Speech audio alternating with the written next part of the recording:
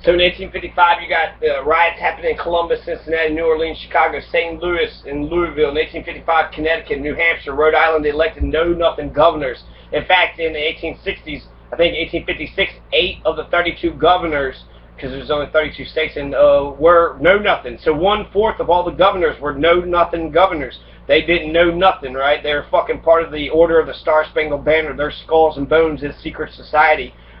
Sort of like the Ku Klux Klan, and sort of like fucking fascism and Nazism. They have all these rituals and all these symbols and shit, and all these dumb little fucking little hats and little, you know, just dumb customs and rituals and dumb shit. And so basically it was just you know, the political party. They was talking about secessionist stuff, and here's this stupid club, this fraternity, this frat, right? This frat club that basically had taken over America. So Know Nothing was this sort of this frat, you know, this popular frat that was taking over all these political figures.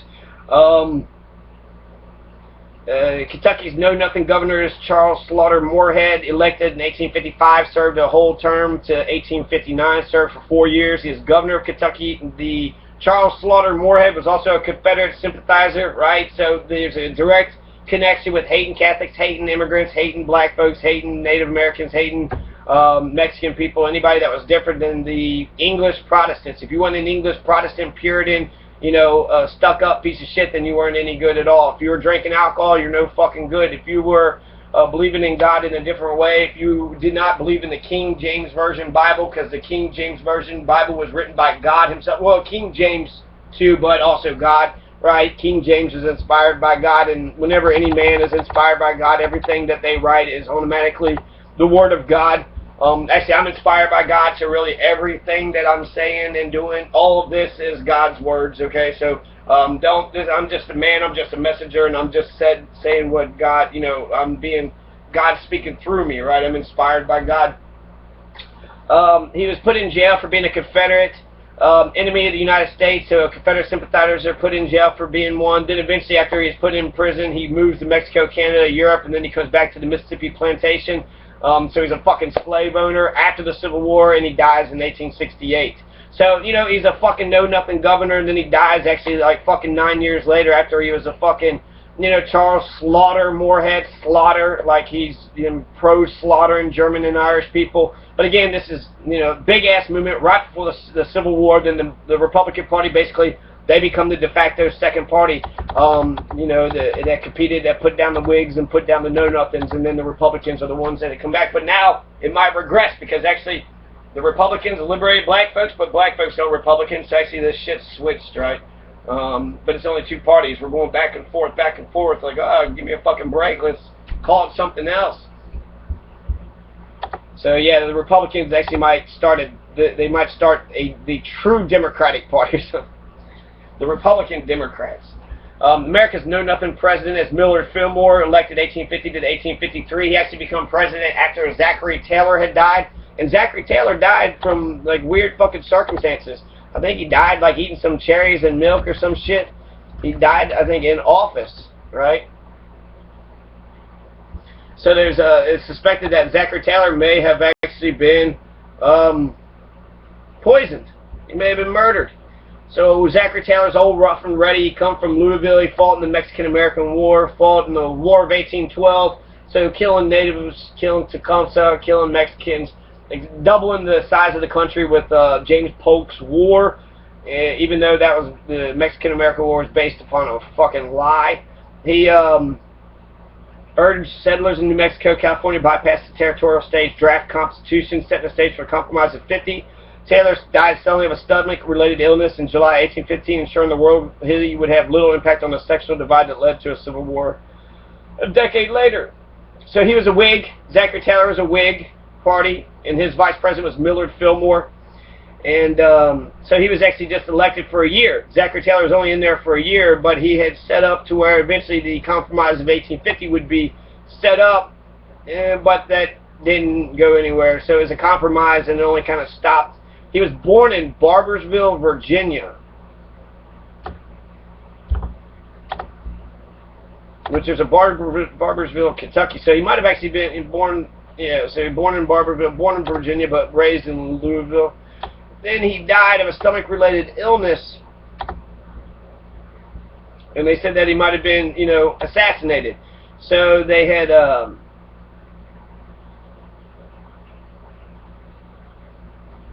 there's no definitive proof that he was assassinated or that he was not. They found some, like, shit in his fucking, I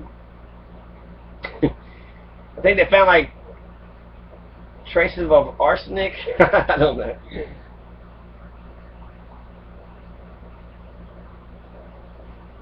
They said that he could be examined in exhumation, could have been examined by Zachary Taylor. The remains were exhumed, transported to Office of Kentucky Chief Medical Examiner in 1991. Samples of hair, fingernail, other tissues were removed. Radiological studies were conducted. The remains were returned to the cemetery and reinterred with appropriate honors in the mausoleum. Neutron activation analysis conducted at Oak Ridge National Laboratory revealed no evidence of poisoning as arsenic levels were too low. They found arsenic. They found arsenic in his bloodstream, but they said it was too low, so it wasn't enough to kill him. But this is 91. This is 1850. So this is 100-something years. You don't think the arsenic or whatever could have gone down? They did find arsenic in his bloodstream. So was that Millard Fillmore? Did Millard Fillmore kill the fucking old rough and ready in order to take his fucking, you know, position in this world? Probably not. But somebody dies of like poisoned cherries and milk, I thought. So I don't know if that was him or not. I never will. Never will check. He was only in the office for a year. Actually, I'm going to check right now. I know I said I wasn't going to, but died, cherries, milk, president. Zachary Taylor dies unexpectedly, yeah. So he said he gulped down a large quantity of cherries and iced milk and went to the White House at a fair. Then they said that he was, you know, that had poisoned him, that had somehow been a deadly combination. Possibly poisoned or possibly just food poisoning, right? Could have just been natural. 4th of July in Washington, D.C., 1850. He was only in office for 16 months. He attended festivals at the newly dedicated grounds which Washington Monument would be erected. He ate a bunch of cherries, drank some milk, went to the White House. He quenched his thirst with several glasses of water. Outbreaks of cholera, a deadly disease caused by bacteria, occurred frequently during the summer months in hot, humid Washington. During the 1800s, sewage systems were primitive at best. The bacteria most likely present in the water or iced milk Taylor drank. So they're saying cholera. He fucking died of cholera. Other sources claim Taylor died of gastroenteritis, caused by the highly acidic cherries combined with the fresh milk. Others suspected food poisoning or typhoid fever. It appears no one suggested foul play, even though Taylor, a Mexican war hero, adamantly opposed slavery and vowed to personally lead a military attack against any state that threatened to secede from the Union. So that's amazing, okay? So old Rough and Ready says, no, we're a fucking country, we're all together, so fuck you. You want to try to get out of this club? We're a family, America. All 50 states, we're together till the end, and you will never leave. You'll never leave me, right? He would attack immediately, right? He was also anti-slavery. So is that a reason he was fucking killed? Is that why Millard Fillmore got pushed up? The know-nothings didn't like that he was anti-slavery? Right? Is that the fucking slave question? He hated slavery, and it was bullshit. Slavery was stupid. From Louisville. This man's from Louisville. So, you know, I hate the fact that he was in the Mexican-American War of 1812, killing Mexicans, killing Native Americans, but I love the fact that he was absolutely against slavery, and then he was the president for 16 months, probably assassinated for his views upon slavery.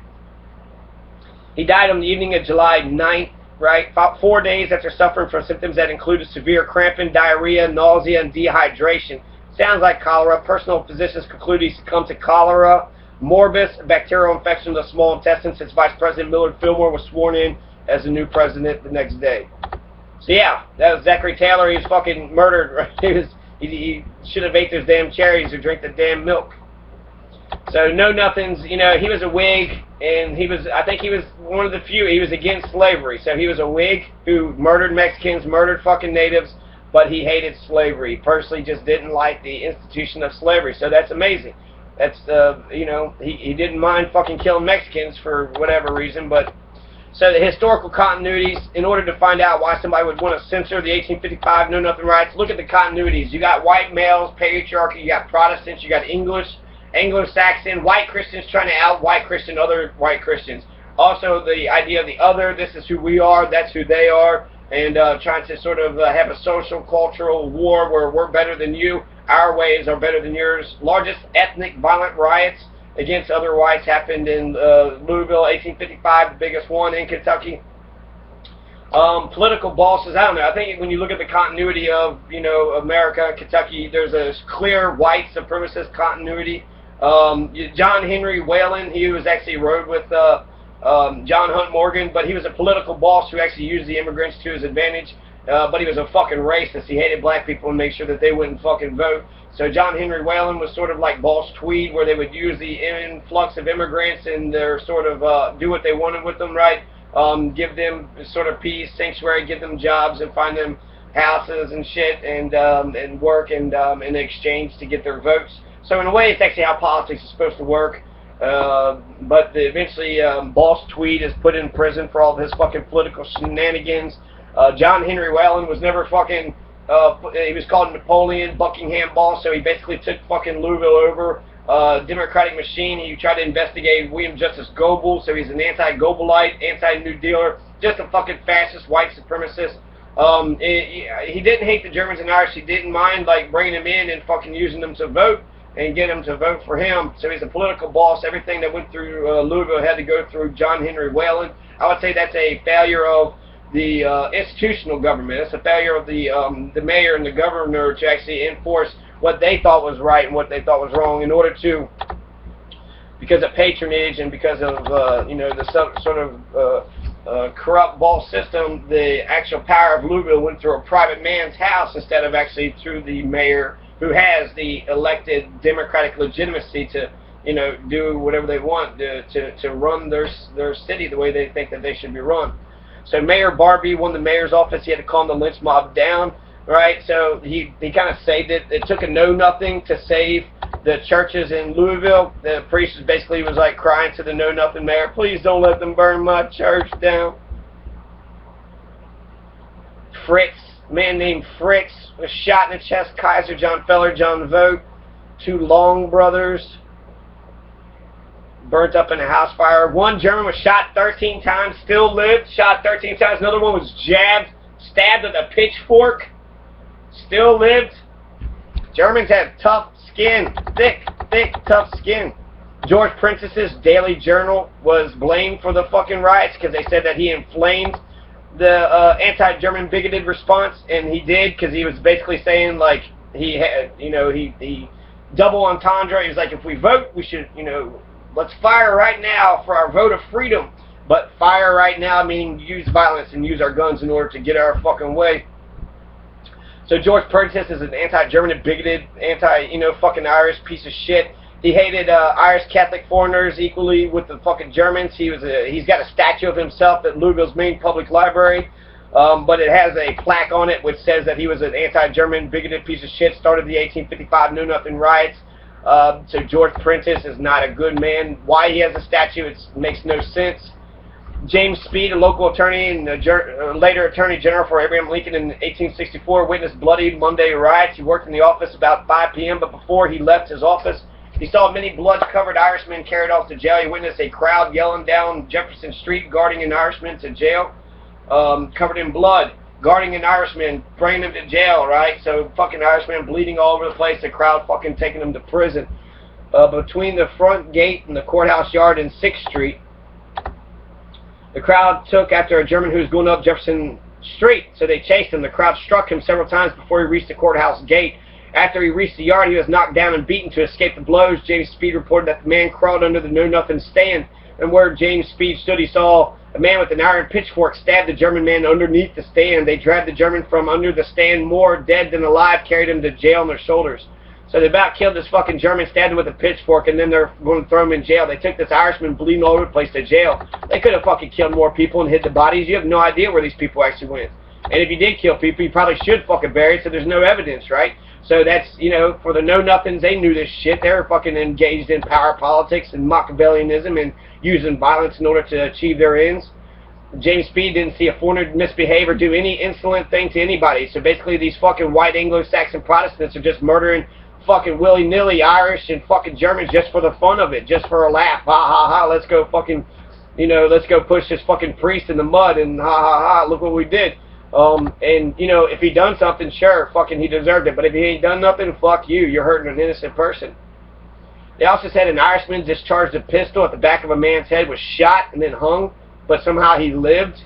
So an Irishman tried to shoot at the back of a man's head, but he missed, or I don't know what happened. Evidently, the man didn't die, right, since he discharged it.